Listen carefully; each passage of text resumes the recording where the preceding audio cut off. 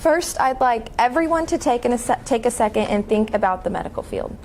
First thing that came to your mind was probably doctors, right? Whether it be a heart surgeon, your family practitioner, or the anesthesiologist in the operating room, most people first consider those professions. But have you ever thought about who makes the MRI machine you go through when you injure your knee? Or what about who creates the prosthetic limbs that rehabilitate people every day? Or the people who provide the doctors with the equipment they use in surgery? There are many people who work behind the scenes of the medical field to allow those doctors to do their jobs to the best of their abilities and enhance their talents. Among these people are the biomedical engineers, the people who research and develop new technologies and treatments used in healthcare. Without them, operating rooms would be far less efficient, the process of diagnosing patients would take far longer, and overall, medical care as a whole would be far less efficient. One day, I hope to be a part of and contribute to this revolutionary field. Hi, I'm Brittney Williams, and I'm a senior in the Frisco High ISM program studying biomedical engineering. In ISM, we start out with research assessments relating to our topic so that we can learn more about it, and our first one is a career outlook.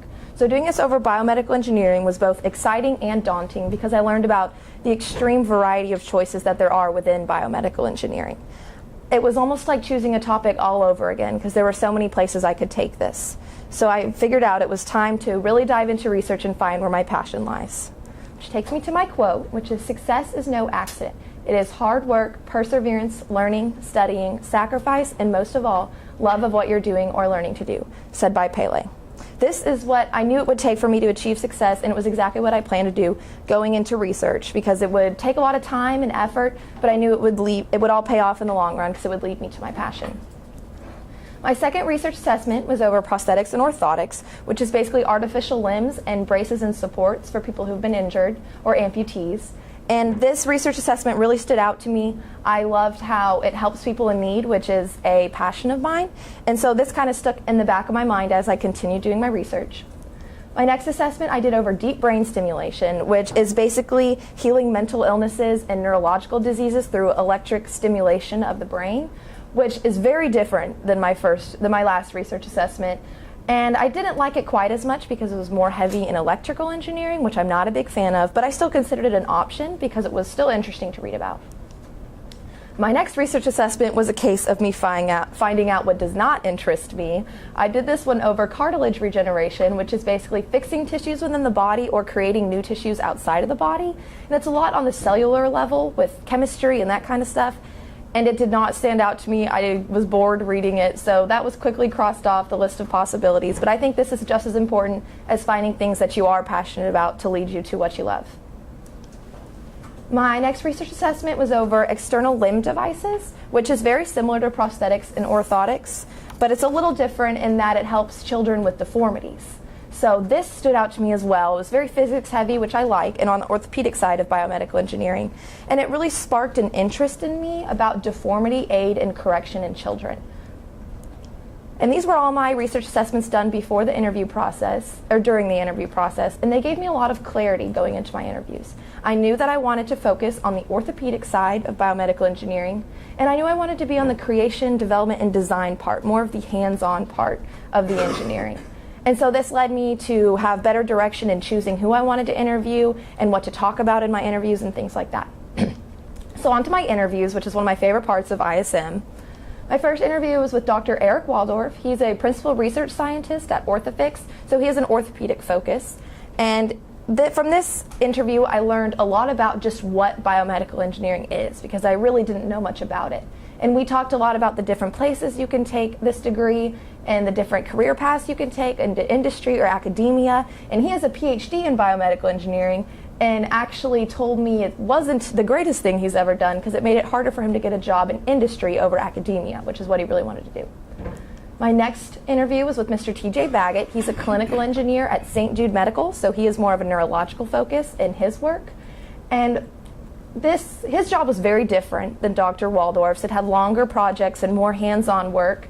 But the most important thing I learned from this interview was that Mr. Baggett told me not to major in biomedical engineering, which was originally my plan, because he had majored in biomed and said it put him in a sort of box when he got out of college.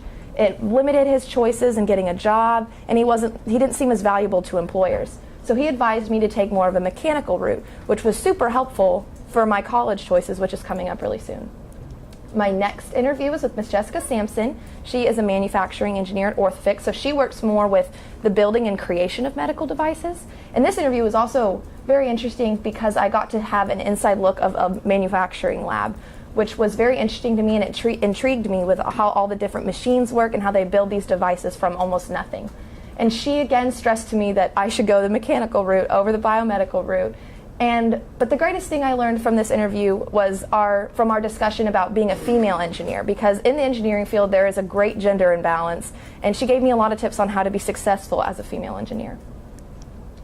My fourth interview was with Miss Amanda Alsbrook. She is a project engineer at Orthofix, and so that means she works more in the research and development and the design behind medical devices, because she works on one project and does all the engineering behind the devices in that project. And from this interview, what I took away most of all was the process of product development, which we talked about a lot, and I was beyond intrigued with that, and I knew it was something that I could learn more about even for the rest of the year. And my final interview was with Mr. Ryan Sefcow. He was the director of mechanical engineering at St. Jude Medical, and so he has, again, more of a neurological focus working there. And this interview was super interesting because we just talked mostly about his work right now, and he actually had a patent on this device that he'd created, which was to help patients with Parkinson's. And so just getting to talk to him about this thing that he created, I got to see his extreme passion for this, and it inspired me to find that passion in myself and really love what I'm doing. So that concludes my interviews and leads me to my mentorship, which I got with my fourth interviewee, Miss Amanda Alsbrook at Orthofix. And so after I got my mentorship, the first step going into my original work was to start with some introductory research. I had to do some research to figure out where I wanted to take my original work and what I really wanted to focus on. So my mentor just gave me a big old manual, clinical training manual from Orthofix that had a bunch of introductory information on spinal pathology and anatomy and deformity and things like that. And what stuck out the most to me was spinal deformity. And so that piqued my interest the most. So I did more research on that and learned more about the techniques of spinal deformity surgeries and things like that. And then when I met with my mentor after doing this research, we went inside the labs, like the testing labs and the cadaver labs, and she showed me the Orthofix deformity kits and kind of demonstrated to me all the processes I had researched about. So it all started to click in my mind, and it made more sense to me, and I knew that this is something that I could spend the rest of the year studying and love it. So from there, we had to come up with a plan of attack for my original work. And so we decided, of course, that I would focus on scoliosis surgery and the implants and technique behind it. Though surgery may sound like it's more of a medical thing, there's actually a lot of engineering that goes into the surgeries, and the devices that are implanted, which you can see here on the screen, those have to be designed by engineers to put into spines to help them be corrected from that deformity. So for my original work, it would contain a hypothetical patient that I would be creating, a comprehensive case file on that patient, a hand-drawn x-ray of her anatomy and the curvature of her spine, and then a basic interpretation of that x-ray that would be used for surgeons to find out what needs to be done in her spine. So about my patient, I named her Rebecca Long. She is a 14-year-old girl with adolescent idiopathic scoliosis, which is a type of scoliosis that onsets between when you are 11 and 14, and idiopathic means that there's no cure. We don't know why, there's no real cure for it, it just happens. And so she has lateral and angular deformity in her spine, which you can see in this bottom picture here. It just means that her vertebral bodies are laterally displaced from the normal alignment, and instead of just being straight, they curve with how they're misaligned. So it's kind of a double whammy there with what needs to be fixed in surgery. I designed her to have a main thoracic curve with rightward convexity, which means that her curve goes to the right of normal alignment, and that the main part of her curve, the apex, the furthest point from normal alignment, is in her thoracic spine, which is that middle region of your spine. And I designed her to have such severe curvature and a really high rate of progression, meaning that it would only get worse, so that it would necessitate surgery. For my case file, I first did a diagnosis of Rebecca Long, which was probably one of the hardest parts for me in doing this original work, because I wanted to be really accurate. I wanted to use accurate terminology and accurate measurements so that I could really learn more about what scoliosis is and the biology side of it to give me a good foundation going into my projects for the rest of the year. I then typed up a disease history, which was all about adolescent idiopathic scoliosis and was me gaining a greater knowledge of that so I could become an expert on it and learn more about how it's fixed through engineering. And then the final part of it was a plan for instrumentation. And instrumentation is the implants that are you put in the spine for correction, and then the big surgical tools that are used to pull the spine back into place. So for this, I just put together a basic plan, which would include the processes that she would undergo in her surgery and how the surgeons would approach her spine. And then the last part was me drawing her x-ray, which you can see a picture of here. And this required me to have an in-depth knowledge of the anatomy of the spine, and this x-ray, of course, is specific to my patient. So you can see the curvature of her spine and the resulting rib hump, which is a result of scoliosis and can compress lungs, which is another reason scoliosis needs to be corrected. It required me to know specific things about her, and I also put in play the diagnostic tools that I had read about, which include Cobb angle measurement, which are the lines you see sticking out of her spine there. Those measure the angle of the severity of her curve. So it determines how bad her curve is and if she really needs surgery. And then I also have the Risser scale, which you can see really small and purple over her ilium. And that is assessing her iliac crest growth plate. And if it is fully formed and attached, then she is eligible for surgery because she's reached spinal maturity. So I evaluated that here, and she is at full spinal maturity, so she was eligible for surgery. And then, of course, I interpreted this x-ray and put together a little piece on what it all means so that it could be used for surgeons.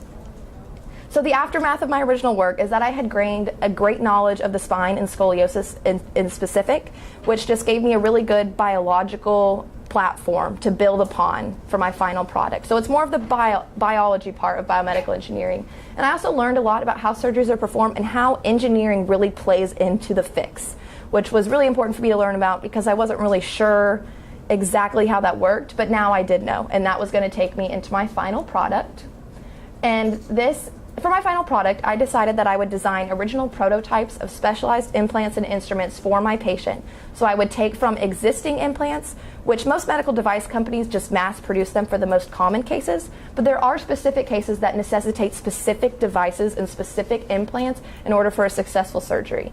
So this is what I'll be doing. I'll be taking from devices that exist, specializing them, and putting particular design details on them to fit my patient, her anatomy, and her needs. And also, I would have to design instruments based on surgeon preference, which is a really big part of biomedical engineering because the surgeon is basically the consumer of the product.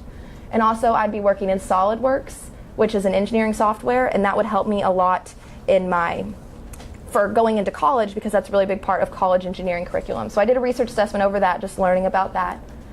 And from my mentorship, I have learned so many invaluable experiences. I've gotten to learn about testing processes and go inside numerous labs, like testing labs, cadaver labs. I've gotten to go in inspection labs, manufacturing labs, and just see how the engineering takes place, which has been amazing for me to get to experience firsthand.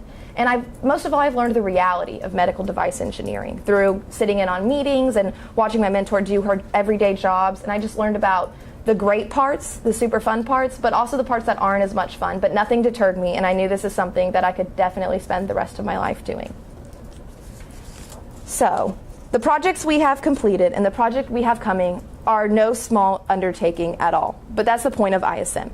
Like my quote says, success is no accident. It's hard work, perseverance, learning, studying, sacrifice, and most of all, love of what you're doing or learning to do. I think these qualities and actions are beyond important in ISM and in life, and they'll allow all of us to be successful. We've already gone through so many challenges and obstacles, and we've come out of it all stronger and more confident. We've gone through it so quickly and passionately that we haven't even really realized the difficulty of what we're doing. We've had to go out on a limb, talk to professionals, ask them for a favor to be our mentor, and then create a project out of all original ideas, and now come up with a new thing for a tangible product that's new to us. Even just a year ago, I never would have thought that I'd have done anything remotely like these things, but I'm so far beyond grateful that I have, because now I have grown so much in just one semester because of ISM and everything it encompasses. Not only are all of us growing, but we're doing research and studying under real professionals and discovering our passions. I mean, how many kids our age can say that? How exciting is it that we're already at this point in our lives? Personally, I find it amazing how much I've grown as a professional and as a person in just a few months. And the best part is we're barely halfway there. We have so much learning and growing to do and passions to find before the year is up. All it's going to take is some hard work, perseverance, learning, studying, and most importantly, devotion and dedication. And before we know it, we'll be looking back on the year in which we discovered our passions with nothing but pride and smiles. Thank you.